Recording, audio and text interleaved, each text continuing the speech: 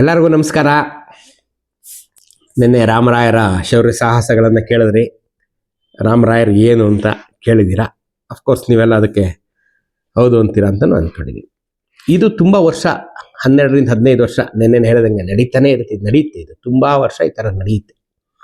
15, 60, 61, 62 ಈ ಥರ ಎಲ್ಲ ಹಿಂಗೆ ನಡೀತಿರುತ್ತೆ. ರಾಮರಾಯ ಹೇಳಿದ್ದೇ ಶಾಸನ ಅನ್ನೋದೇ ನಡೀತಿರುತ್ತೆ. ಈ 4 ಜನರಲ್ಲಿ, 4 ಜನ ಶಾಹಿಗಳಲ್ಲಿ ಬಿಜಾಪುರ, ಗೋಲ್ಕೊಂಡ ಮತ್ತೆ ಬೀದರು ಮತ್ತೆ ಅಹಮದ್ನಗರ, ಈ 4 ಜನದಲ್ಲಿ ರಾಮರಾಯ ತುಂಬಾ ಗೋಳಿಕೊಂಡಿರೋದು ಈ ಬಿಜಾಪುರದವ್ರಿಗೆ ಮತ್ತೆ ಈ ಗೋಲ್ಕೊಂಡದವ್ರಿಗೆ. ಇವರಿಬ್ರಿಗೂ ತುಂಬಾ ಗೋಳಿಕೊಂಡ್ಬಿಟ್ಟಿರ್ತಾರೆ. ಸೊ ಇವ್ರು ಏನ್ ಮಾಡ್ತಿರ್ತಾರೆ, ಇವ್ರು 4 ಜನದಲ್ಲಿ ಇವ್ರೇನು ರಾಮರಾಯರು ಅಂತಂದ್ರೆ, ಒಂದ್ಸಲಿ ಮಿತ್ರ ಒಬ್ರಿಗೆ, ಒಂದ್ಸಲಿ ಶತ್ರು. ಅವ್ರಿಗೆ ಮಿತ್ರ, ಈ ಸಲಿ 10 ವರ್ಷ ಬಿಟ್ಟು ಅವ್ರಿಗೆ ಶತ್ರು. ಈಗ ಬಿಜಾಪುರದಿಂದ ಕಲ್ಯಾಣದ ಕೋಟೆ ಇವ್ರಿಗೆ ಈಸ್ಕೊಟ್ರು, ಪುನಃ 10 ವರ್ಷ ಆದ್ಮೇಲೆ ಪುನಃ ಇವ್ರಿಗೆ ಈಸ್ಕೊಟ್ರು ವಾಪಸ್. ಸೊ ಒಂದ್ಸಲಿ ಇವ್ರಿಗೆ ಮಿತ್ರ, ಇನ್ನು 5 ವರ್ಷ ಆದ್ಮೇಲೆ ಇವ್ರಿಗೆ ಶತ್ರು. ಯಾರ ಜೊತೆ ಹೊಡೆದಾಡಿದ್ರು 5 ವರ್ಷದ ಕೆಳಗೆ ಅವನ ಜೊತೆ ಈಗ ಮಿತ್ರತ್ವ. ಸೊ ಹಿಂಗೆ ಅವರವರಲ್ಲೇ ಸಮಾಧಾನ ಭೇದ ದಂಡಗಳನ್ನ ಉಪಯೋಗಿಸಿ ರಾಮರಾಯರು ಎಲ್ಲಾರನ್ನೂ ಅವ್ರ ಕಂಟ್ರೋಲಲ್ಲಿ ಇಟ್ಕೊಂಡು, ಇವ್ರು ನಿಜವಾಗ್ಲೂ ಇವ್ರು ಯಾರು ನಮ್ಮ ರೈವಲ್ಸೇ ಅಲ್ಲ ಅನ್ನೋ ತರ ಆಗೋಗಿರುತ್ತೆ. ಇವ್ರು ಯಾರು ರೈವಲ್ಸ್ ಅಲ್ಲ ಅಂತ. ಈ ಕಡೆ ಆ ಕಡೆ ಇಲ್ಲಿ ಪೋರ್ಚುಗೀಸ್ ಅಲ್ಲಲ್ಲಿ ಬಾಲ ಬಿಚ್ತಾ ಇರ್ತಾರೆ. ಎಲ್ಲಿ ಮದ್ರಾಸ್ ಕಡೆ ಸ್ಯಾಂಥೋಮ್ ಅಂತ ಅವರೊಂದು ಪಾಳ್ಯ, ಈಗ ಸ್ಯಾಂಥೋಮ್ ಅಂತ ಒಂದಿದೆ ಮದ್ರಾಸಲ್ಲಿ. ನಾನು ಅದ್ರ ವಿಡಿಯೋನು ಮಾಡಿದ್ದೀನಿ. ಪೋರ್ಚುಗೀಸ್ ಕಟ್ಟಿದ್ದೊಂದು 500 ವರ್ಷಗಳ ಹಿಂದಿನ ಚರ್ಚು ಕೃಷ್ಣದೇವರಾಯರ ಕಾಲದಲ್ಲಿ ಸ್ಯಾಂಥೋಮ್ ಅಲ್ಲಿ ಇದೆ ಅಂತ ನಾನೊಂದು ವಿಡಿಯೋ ಮಾಡಿದ್ದೀನಿ. ಆ ಸ್ಯಾಂಥೋಮ್ ಅಲ್ಲಿ ಗಲಾಟೆ ಮಾಡ್ತಿರ್ತಾರೆ. ಈ ಕಡೆ ನಮ್ಮ ಪಶ್ಚಿಮದ ಕರಾವಳಿಯಲ್ಲಿ ಗಲಾಟೆ ಮಾಡ್ತಾರೆ. ಆ ಪಶ್ಚಿಮದ ಕರಾವಳಿಯಲ್ಲಿ ಗಲಾಟೆ ಮಾಡಿದಾಗ ಏನಾಗುತ್ತೆ, ನಮ್ಮ ರಾಣಿ ಅಬ್ಬಕ್ಕ ಚೌಟ ಮತ್ತೆ ಚೆನ್ನಭೈರಾದೇವಿ ಇವರೆಲ್ಲ ಹೊಡೆದಾಡ್ತಾರೆ ಪೋರ್ಚುಗೀಸ್ ಮೇಲೆ. ಸೊ ಅವರೆಲ್ಲ ಹೊಡೆದಾಡಿ ಅವರವರು ತಮ್ಮ ಪ್ರಾಣಗಳನ್ನ ಬಿಡಬೇಕಾಗುತ್ತೆ. ತಮ್ಮ ಕೈಲಿ ಆದಷ್ಟು ಕಾಲ ಪೋರ್ಚುಗೀಸ್ ನೋಡದೆ ಅವರು ಹೊಡೆದಾಡ್ತಾರೆ. ಆಯ್ತಾ? ಸೊ ಇದೆಲ್ಲ ಅಲ್ಲಲ್ಲೇ ಕಂಟ್ರೋಲ್ ಮಾಡ್ಕೊಂಡು ರಾಮರಾಯರನ್ನ ಅಥವಾ ವಿಜಯನಗರ ಸಂಸ್ಥಾನವನ್ನ ಎದುರಿಸುವಂತ ಯಾವುದೇ ಪ್ರಬಲವಾದ ಶತ್ರು ಇರೋದಿಲ್ಲ.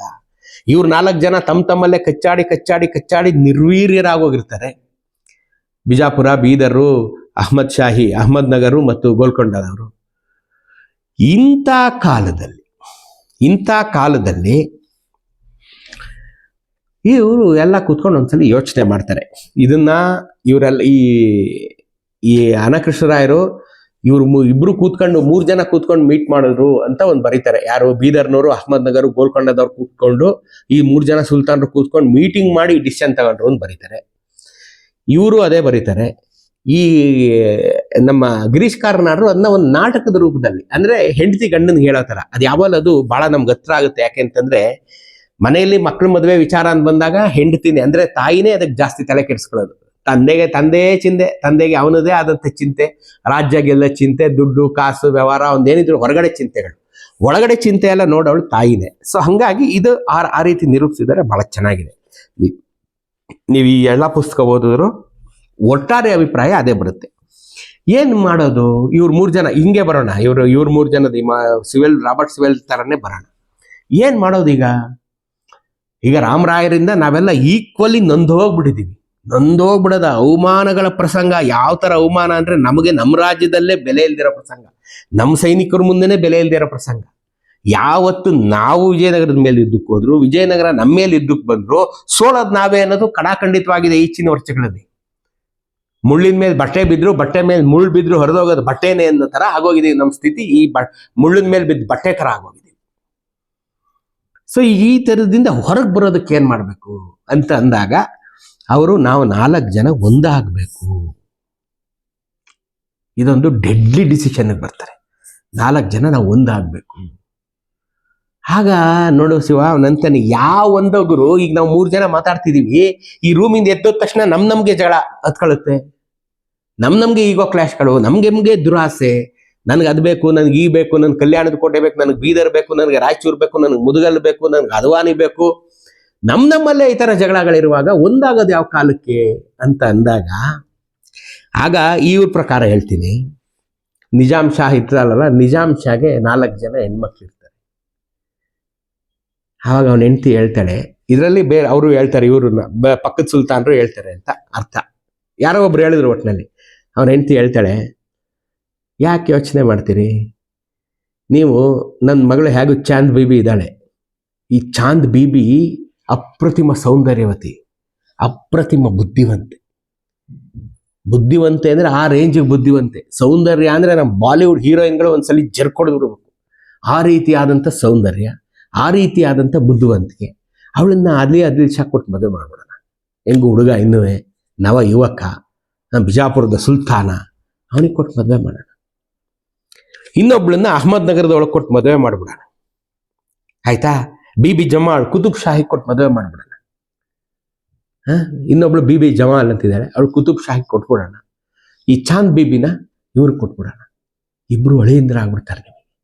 ಎಲ್ಲಾರು ಸೇರ್ಕೊಳ್ಳಿ, ಎಲ್ಲಾರು ಸೇರ್ಕೊಂಡ್ಮೇಲೆ ನಾವು ಯುದ್ಧ ಮಾಡೋಣ ಅನ್ನೋ ಅಂತ ಒಂದು ಡೆಡ್ಲಿ ಯೋಚನೆಗೆ ಬರ್ತದೆ. ಅರ್ಥ ಆಯ್ತಾ? ಇದು ಒಳ್ಳೇದಲ್ಲ ಅಂತ ಹೇಳಿ ಇವನು ಈ ನಿಜಾಮ್ ಶಾಹಿ ಏನ್ ಮಾಡ್ತಾನೆ, ನಿಜಾಮ್ ಶಾಹಿ ಒಂದು ನಿರೂಪ ಕಳಿಸ್ತಾನೆ ಎಲ್ಲ. ಯಾರಿಗೆ? ಕುತುಬ್ ಶಾಹಿಗೆ ಮತ್ತು ಬಿಜಾಪುರ ಆದಿಲ್ ಶಾಹಿಗೆ. ಬಿಜಾಪುರ ಸುಲ್ತಾನ ಬರ್ಮಾಡ್ಕತಾನೆ, ಏನಪ್ಪ ಬಂದಿದ್ಯಾ, ಏನ್ ಸಮಾಚಾರ?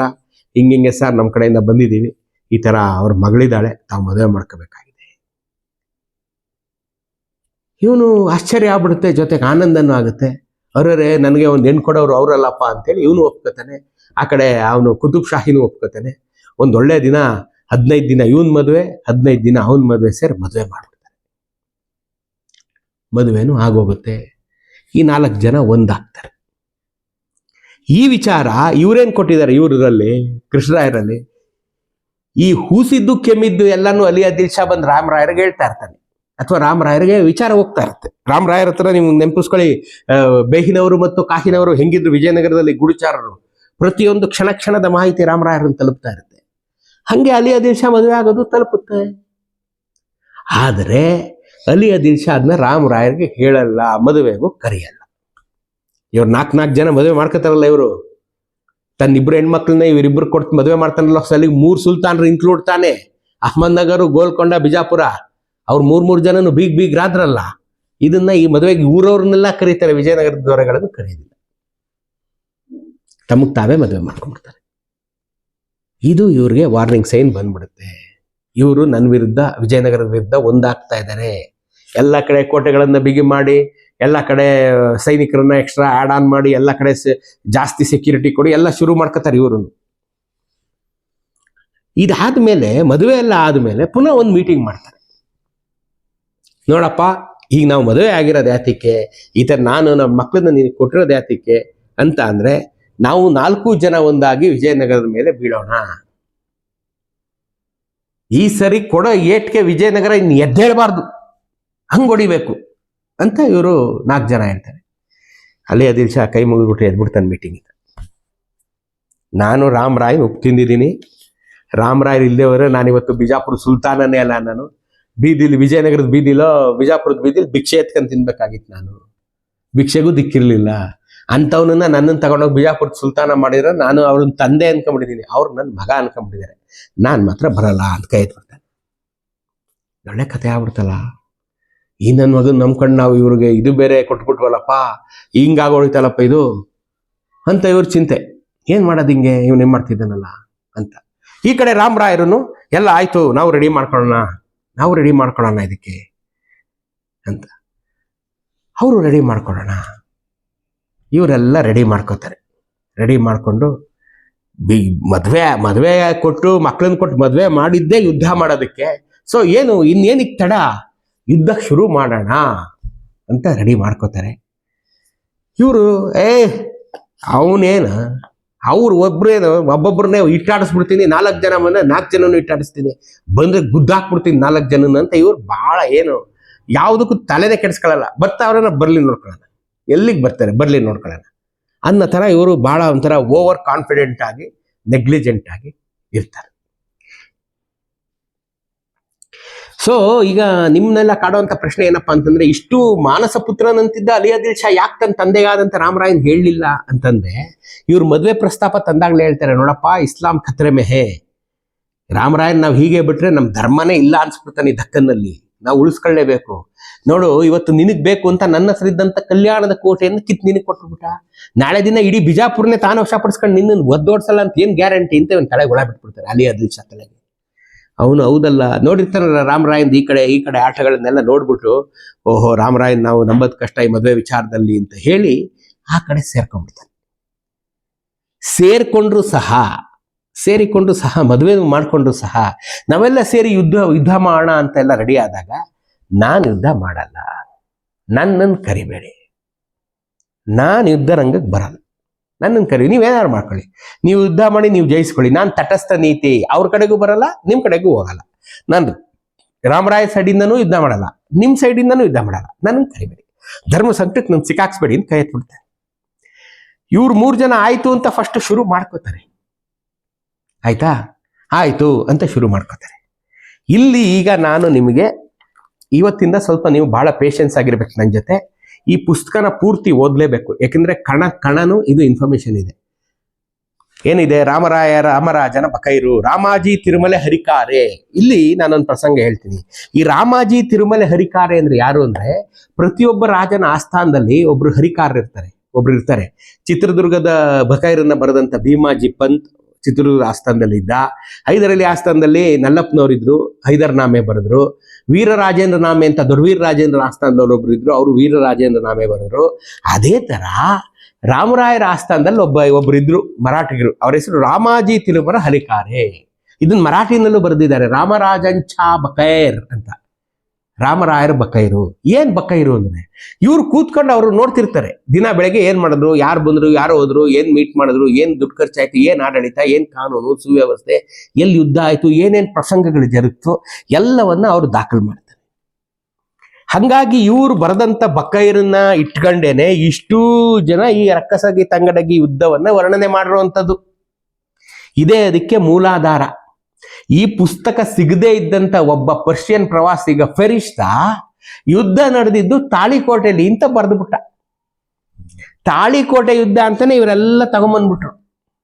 ತಾಳಿಕೋಟೆ ಇರೋದು ರಕ್ಕಸಗಿ ತಂಗಡಗಿಯಿಂದ 35-40 ಕಿಲೋಮೀಟರ್ ದೂರ. ಯುದ್ಧ ನಡೆದಿದ್ದು ರಕ್ಕಸಗಿ ತಂಗಡಗಿಯ ಮಧ್ಯದ ಬಯಲಿನಲ್ಲಿ, ಕೋಳೂರಿನ ಬಯಲಿನಲ್ಲಿ. ಈ ವಿಡಿಯೋ ನಾನು 6 ವರ್ಷ ಮುಂಚೆ ಮಾಡಿದ್ದೀನಿ, ನನ್ನ ಮೊದಲಿನ ಫಾಲೋ ಮಾಡೋರು ನೀವು ನೋಡಿದ್ದೀರ ಅದನ್ನ. ರಕ್ಕಸಗಿ ತಂಗಡಗಿ ಅನ್ನೋ ಊರಿನ ಮಧ್ಯ, ರಕ್ಕಸಗಿ ಅನ್ನೋದೊಂದು ಊರು, ತಂಗಡಗಿ ಅನ್ನೋದೊಂದು ಊರು, 2 ಗ್ರಾಮಗಳದು. ರಕ್ಕಸ ತಂಗಡಿ ಯುದ್ಧ ಅಂದ್ರೆ ಅದು ರಕ್ಕಸಗಿ ಅನ್ನೋದೊಂದು ಊರು, ತಂಗಡಗಿ ಅನ್ನೋದೊಂದು ಊರು. ಆ 2 ಗ್ರಾಮಗಳ ಮಧ್ಯಕ್ಕೆ 9 ಮೈಲು ಅಂದ್ರೆ 15-16 ಕಿಲೋಮೀಟರ್ ಆಗುತ್ತೆ. ರಕ್ಕಸಗಿ ಗ್ರಾಮಕ್ಕೂ ತಂಗಡಗಿ ಗ್ರಾಮಕ್ಕೂ ಒಂದು 16 ಮೈಲಿ ಜಾಗದ ಮಧ್ಯದಲ್ಲಿ ಕೋಳೂರು, ನಾಲತವಾಡ ಅಂತ ಕೋಳೂರು ಅನ್ನೋ ಒಂದು ಗ್ರಾಮ ಇದೆ. ಆ ಗ್ರಾಮದ ಬಯಲನ್ನ ನೀವು ನೋಡ್ಬಿಟ್ರೆ, ನೀವು ಆ ಒಂದು ಗಾಢವಾದ ಮೌನವನ್ನ ನೀವು ನೋಡ್ಬಿಟ್ರೆ, ಹೌದು ಇಲ್ಲೇ ಯುದ್ಧ ನಡೆದಿದ್ದು. ಇವತ್ತಿಗೂ ನಿಮ್ಗೆ ಗೌ ಅನ್ನುತ್ತೆ ಅಲ್ವದ್ರೆ, ಇವತ್ತಿಗೂ ಅನ್ನುತ್ತೆ. ನಾನು ಹೋಗಿದ್ದೀನಿ ಅಲ್ಲಿ, ಇವತ್ತಿಗೂ ಅನ್ನುತ್ತೆ. ಯುದ್ಧವಾದ ಮೇಲೆ ಕತ್ತಿಗಳನ್ನು ಕೈ ತೊಳೆದಂತ ಕೆರೆ ಎಲ್ಲವೂ ಇದೆ. ಯುದ್ಧವಾದ ಮೇಲೆ ಲಕ್ಷಾಂತರ ಜನನ ಅಲ್ಲೇ ಸಮಾಧಿ ಮಾಡಿದ್ರಲ್ಲ, ಆ ಸುಟ್ಟ ಬೂದಿ ಗುಡ್ಡ, ಬೂದಿ ಹಾಳ್ ಗ್ರಾಮ, ಅದು ಅಲ್ಲೇ ಇದೆ. ಅದೆಲ್ಲ ಗೊತ್ತಾಗಿದ್ದು ಈ ಇವರಿಂದ, ರಾಮಾಜಿ ತಿರುಮಲೆ ಹರಿಕಾರೆ ಇವ್ರು ಬರೆದ್ರು. ಇವ್ರು ಬರೆದಿದ್ದನ್ನ ತೀತಾ ಶರ್ಮಾ ಅವರು, ತಿರುಮಲೆ ತಾತಾಚಾರ್ಯ ಶರ್ಮಾ ಅವರು ಇದನ್ನ ಪ್ರಕಟಿಸಿದ್ರು 1920ರಲ್ಲಿ, 1921ರಲ್ಲಿ. ಅದಾದ್ಮೇಲೆ ಇದು ಬೆಳಕಿಗೆ ಬಂತು. ಆಮೇಲೆ ಇದನ್ನ ರಕ್ಕಸಗಿ ತಂಗಡಗಿ ಯುದ್ಧ ಅಂತ ಕರೆಯಕ್ಕೆ ಶುರುವಾಯಿತು. ತಾಳಿಕೋಟೆಗೂ ಇದಕ್ಕೂ ಸಂಬಂಧ ಇಲ್ಲ. ತಾಳಿಕೋಟೆಯಲ್ಲೂ ಯುದ್ಧ ನಡೆದಿತ್ತು. ಹೆಚ್ಚು ಕಡಿಮೆ ಇದು 100 ಸ್ಕ್ವೇರ್ ಕಿಲೋಮೀಟರ್ ಜಾಗದಲ್ಲಿ ಯುದ್ಧ ನಡೆದಿದೆ. ಯುದ್ಧದ ಜಾಗ, ಬೀಡು ಬಿಟ್ಟಿದ್ದು, ಅಡುಗೆ ಮಾಡಿದ್ದು, ಸೈನಿಕರು ಬಂದಿದ್ದು, ಹೊಳೆ ದಾಟಿದ್ದು, ಕೃಷ್ಣಾ ನದಿ ದಾಟಿದ್ದು, ಇವೆಲ್ಲ ಸೇರ್ಕೊಂಡ್ರೆ ಒಂದು 100 ಸ್ಕ್ವೇರ್ ಕಿಲೋಮೀಟರ್ ಆಗುತ್ತೆ. ಅಷ್ಟು ದೊಡ್ಡ ಯುದ್ಧ ಇದು. ದಕ್ಕನ್ನಿನಲ್ಲೇ ಏಕಮೇವಾದ್ವಿತೀಯವಾದಂಥ ಯುದ್ಧ ಅಂದ್ರೆ ಈ ರಕ್ಕಸಗಿ ತಂಗಡಗಿ ಯುದ್ಧ. ಇದನ್ನ ಬರೆದವನು ಇವನು. ಆಯ್ತಾ, ನೋಡಿ, ರಾಮರಾಯರ ಬಕೈರನ್ನು ಬರೆದವನು ವಿಜಯನಗರ ರಾಮರಾಯನ ಸನ್ನಿಧಿಯಲ್ಲೇ ಇದ್ದವನು. ಇದನ್ನು ನಾನು 1921ರ ಸುಮಾರಿನಲ್ಲಿ ಮದ್ರಾಸಿನ ಓರಿಯೆಂಟಲ್ ಮ್ಯಾನುಸ್ಕ್ರಿಪ್ಟ್ ಲೈಬ್ರರಿಯಲ್ಲಿ ಕಂಡೆ. ಯಾರು? ತಿರುಮಲೆ ತಾತಾಚಾರ್ಯ ಶರ್ಮಾ ಅವರು. ಆಯ್ತಾ, ಅದರ ಪ್ರತಿಯೊಂದನ್ನು ಮಾಡಿ ಇಟ್ಟುಕೊಂಡೆ. ಸ್ವರ್ಗವಾಸಿಗಳಾದ ಬೆನಗಲ್ ರಾಮರಾಯರು, ಕೃಷ್ಣಪ್ಪನವರು ಇವರ ಬಲವಂತದಿಂದ ಕರ್ನಾಟಕ ಗ್ರಂಥಮಾಲೆಯಲ್ಲಿ ಇದು ಪ್ರಕಟಣೆ ಮಾಡಿದೆ 1922ರಲ್ಲಿ. ಇವತ್ತಿಗೊಂದು 103 ವರ್ಷದಿಂದ ಇದನ್ನ ಬರೆದ್ರು. ಆಯ್ತಾ, ಇದರಿಂದ ಏನು, ಈ ಬಕೈರನ ಮೂಲಕ 3 ಸತ್ಯಾಂಶಗಳು ಗೊತ್ತಾಗುತ್ತವೆ. ವಿಜಯನಗರದ ರಾಮರಾಯರಿಗೂ ಸುಲ್ತಾನರಿಗೂ ಯುದ್ಧ ನಡೆದಿದ್ದು ತಾಳಿಕೋಟೆಯಲ್ಲಿ ಅಲ್ಲ, ರಕ್ಕಸಗಿ ತಂಗಡಗಿ ಅಥವಾ ರಾಕ್ಷಸ ತಂಗಡಿಯಲ್ಲಿ. ಎರಡನೇದು, ರಾಮರಾಯರು ರಣರಂಗಕ್ಕೆ ಹೋಗುವಾಗ ಅವರ ವೃದ್ಧ ಮಾತೆ ಜೀವಿಸಿದರು. ಆಯ್ತಾ, ಇದನ್ನ ಇವರು ಬರೆದಿದ್ದಾರೆ. ಅರ್ಥ ಆಯ್ತಾ? ಈ ಪುಸ್ತಕದ ಪ್ರತಿ ಪೇಜು ನೋಡಿ, ಇಲ್ಲಿ ಪ್ರತಿ ಪೇಜ್ ಈ ಪುಸ್ತಕದಲ್ಲಿ ಅವತ್ತೇನಾಯ್ತು, ರಾಮರಾಯರು ಏನ್ ಮಾಡಿದ್ರು, ಯುದ್ಧ ಹೇಗಾಯ್ತು, ರಾಮರಾಯರನ್ನ ತೀರಿಸಿದವ್ರು ಯಾರು, ಯುದ್ಧ ಗೆದ್ದಿದ್ ಹೇಗೆ, ಪ್ರತಿಯೊಂದನ್ನು ಇಲ್ಲಿ ಅಡಕವಾಗಿ ಹೋಗಿದೆ. ಪ್ರತಿಯೊಂದು ಇಲ್ಲಿ ಅಡಕವಾಗಿದೆ. ನಾಳೆಯಿಂದ ಶುರು ಮಾಡ್ತೀನಿ. ರಕ್ಕಸಗಿ ತಂಗಡಗಿ ಯುದ್ಧ. ಅದು ಮುಗಿಸೋದಕ್ಕೆ ಮುಂಚೆ ನೋಡಿ, ತಾಳಿಕೋಟೆ ಅಂತ ಇದೆಯಲ್ಲ, ಆ ಊರಿನ ಪೂರ್ತಿ ಹೆಸರು ಕೈತಾಳಿಯ ಕೋಟೆ. ಕೈತಾಳಿ ಅಂತಂದ್ರೆ ಕೋಟೆ ಬಾಕ್ಲಿಗೆ ಒಳಗಡೆಯಿಂದ ಹೊರಗಡೆಯಿಂದ ಎರಡು ಕಡೆಯಿಂದನೂ ಚಿಲ್ಕ ಹಾಕ್ಬೋದು. ಕೈತಾಳಿ ಅಂದ್ರೆ ಚಿಲ್ಕ, ನಾವು ಬಾಕಲ್ಗೆ ಹಾಕೋ ಚಿಲ್ಕ. ಕೈತಾಳಿಯ ಕೋಟೆ, ಅದರಲ್ಲಿ ಕೈ ಬಿಟ್ಟೋಗ್ಬಿಟ್ಟು ತಾಳಿಕೋಟೆ ಮಾತ್ರ ಉಳ್ಕೊಂಡಿದೆ. ಕೈತಾಳಿಯ ಕೋಟೆ ತಾಳಿಕೋಟೆ ಆಯ್ತು. ತಾಳಿಕೋಟೆಯಲ್ಲಿ ಒಂದು ಕೋಟೆ ಇದೆ. ಆ ಕೋಟೆಯ ಚಿಲ್ಕವನ್ನ ಎರಡು ಕಡೆಯಿಂದ ಹಾಕ್ಬೋದಾಗಿದ್ದರಿಂದ ಅದು ಕೈತಾಳಿಯ ಕೋಟೆ ಆಗಿತ್ತು. ಅದು ಈಗ ನಮ್ಗೆ ಬಾಯಿಗೆ ಅಂದ್ರೆ ಮುಂಚೆನೆ ಕೈ ಬಿಟ್ಬಿಟ್ಟು ಬರೀ ತಾಳಿಕೋಟೆ ಅಂತ ಮಾತ್ರ ಇಟ್ಕೊಂಡ್ರು. ಈಗ ಅದನ್ನ ತಾಳಿಕೋಟೆ ಅಂತೀವಿ. ಅರ್ಥ ಆಯ್ತಾ? ಮಿಕ್ಕಿದ ನಾಳೆಗೆ ಹೇಳ್ತೀನಿ.